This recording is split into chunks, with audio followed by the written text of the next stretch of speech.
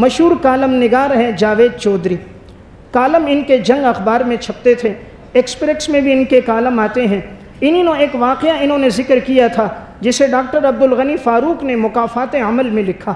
یہ کہتے ہیں میں ایک شخص کو جانتا تھا جو میرے دوست کا والد تھا، بیماری میں مبتلا تھا، کئی عرصے سے بیمار تھا اور اس کی بیماری اتنی بڑھ گئی کہ اس کا جگر بالکل سکڑ گیا تھا، صرف 10 سے 15% اس کا جگر کام کرتا تھا، معدے نے کام کرنا چھوڑ دیا تھا، یہ پانی پیتا تو پیٹ میں پانی جمع ہو جاتا، ہر ہفتے کے بعد 4-5 بوتلیں اس کے پیٹ سے پانی نکالا جاتا تھا۔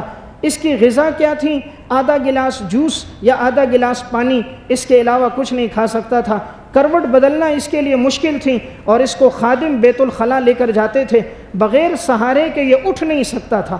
لیکن کہتے ہیں 3 سال کے بعد میرا وہاں جانا ہوا، میں نے کہا چلو انہیں دوبارہ دیکھ لیتا ہوں، بیمار ہیں عیادت کرتا ہوں۔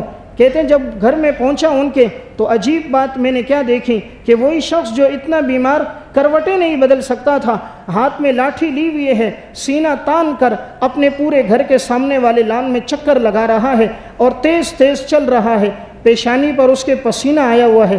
کہتے میں نے اپنی آنکھوں کو ملا، مجھ سے غلطی تو نہیں ہو رہی، لیکن دیکھا تو وہی، میں نے آواز دی اللہ نے آپ کو کیسے صحت دے دی، آپ تو کروٹ نہیں بدل سکتے تھے۔ انہوں نے کہا ٹھہرو مجھے 10 چکر پورے کرنے دو۔ گھر کے لان میں چکر لگاتے لگاتے 10 چکر جب پورے ہو گئے، میرے قریب آ کر بیٹھے تو انہوں نے پوچھا آپ نے کہاں سے علاج کروایا، کس ڈاکٹر سے دوا لی، کس ہسپتال میں گئے اللہ نے آپ کو شفا دے دی؟ کہا میں نے وہ دوا استعمال کی ہے، اگر وہ دوا سب استعمال کریں آج کے بعد ہسپتالوں کو تالے لگ جائیں گے، لوگ ڈاکٹروں حکیموں طبیبوں کے پاس نہیں جائیں گے، اللہ رب العزت کی طرف سے شفا ملے گی، ایسی دوا ہے۔ پوچھا کون سی دوا استعمال کی؟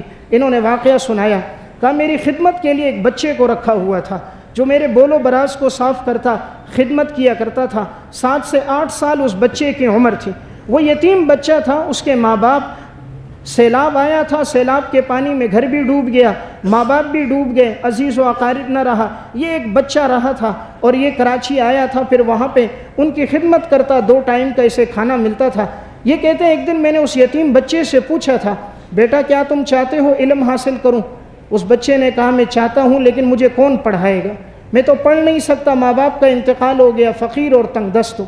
اس شخص نے کہا میں نے جب اس بچے کی معصومیت دیکھی، اس کی آنکھوں میں آنسو دیکھے، میں نے کہا بیٹا تم میری خدمت نہ کرو، تم پڑھو، تمہاری تعلیم کا جتنا خرچہ ہوگا میں برداشت کروں گا۔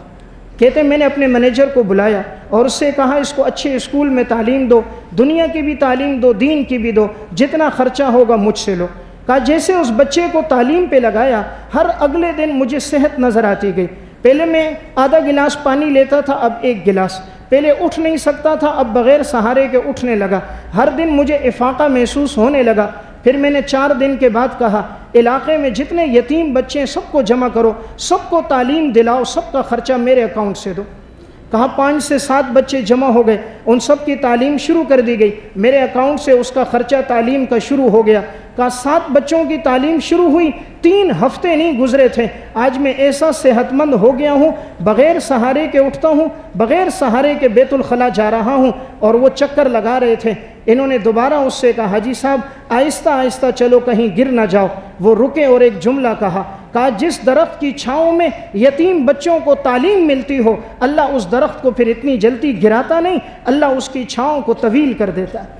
کہا مجھے امید ہے یہ درخت کی چھائیں طویل ہوں گی اور یہ یتیم بچے تعلیم حاصل کریں گے۔ تو اللہ رب العزت نے دیکھے صدقے کے ذریعے، یتیموں پہ خرچ کرنے کے ذریعے لا علاج بیماری کو اللہ نے ٹھیک کر دیا۔ تو جو رب کے نام پہ دیتا ہے آخرت میں تو رب نوازتا ہی ہے، دنیا میں بھی دیتا ہے۔